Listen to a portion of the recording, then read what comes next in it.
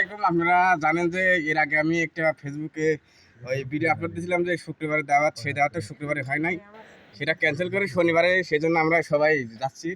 আপনারা সবাই দোয়া করবেন আমরা যেন ভালোভাবে খেতে পারি। হ্যাঁ, এটা যেটা দেখ এটা আমার সেলিব্রিটি, পেট ভরে হাঁকবে।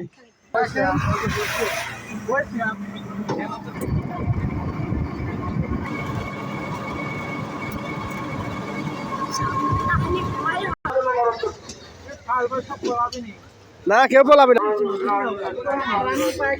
ঠিক আছে, ও আছে ফার্স্ট। আমরা আজকে যে দোয়ার মাহফিল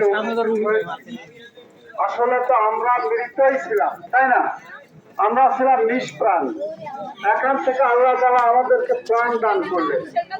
এই প্রাণ পাওয়ার পর আমরা দুনিয়ার বুকে সাঁতার গর্ব অহংকার নিয়ে ব্যস্ত আছি, অথচ আল্লাহ আবার ঘোষণা করে দিলেন যে আমার কাছেই তোমাদের ফিরে আসতে হবে। সেই জন্য আমরা সকল প্রকার গর্ব অহংকার পরিহার করি, আমরা ৫ ওয়াক্ত নামাজি হয়ে যাই। আমরা কি ৫ ওয়াক্ত নামাজ পড়তে রাজি আছি তো? এবং আমাদের জীবনটা যেন আল্লাহ তাআলা গাইডলাইন দিলেন যে বান্দা তোমরা আমার গোলাম, তোমাদের চলার পথে হিসাবে আমি আল কুরআনকে তোমাদের গাইড হিসাবে দিয়ে দিয়েছি। আমরা আল কুরআন অনুযায়ী জীবন পরিচালনা করতে রাজি আছি তো? ইনশাআল্লাহ। কি বলেন, রাজি নাই? আল্লাহ তাআলা আমাদের তৌফিক দিন।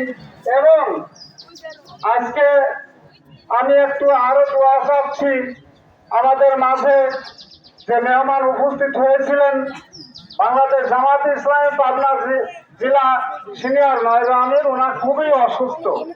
সকালবেলা একটু চাপ প্রয়োগ করে আমি নিয়ে আসছি যে আপনার এখানে আসতে হবে, ওনার আসার মতো অবস্থান করতে। আসলে অনেক বিজ্ঞ অনেক ওলামা একরাম রয়েছে, আর দুপুর বেলা কথা বলার তেমন সুযোগ নেই। তারপরে যেহেতু নাম ঘোষণা হয়েছে, দু একটি কথা বলবো। আল্লাহ রাব্বুল আলামিন কালামে পাকে ইরশাদ করেছে, প্রত্যেক প্রাণীকে মৃত্যুর স্বাদ গ্রহণ করতে হবে। এবং তারই নিকট রাহমাতুল্লাহি ওয়া বারাকাতুহু।